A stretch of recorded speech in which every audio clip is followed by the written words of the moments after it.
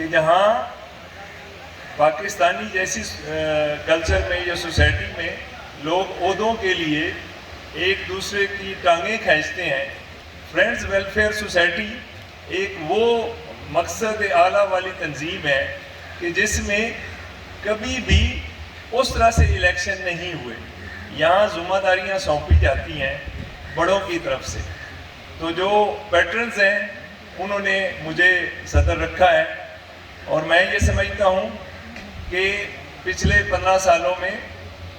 जो कुछ बन सका, जो होना चाहिए था वो तो नहीं हुआ, जो हमें करना चाहिए था वो तो हम नहीं कर सके, लेकिन एक तवील सफ़र हमने तय किया। इन जहाँ शुरू के हमारे साल थे,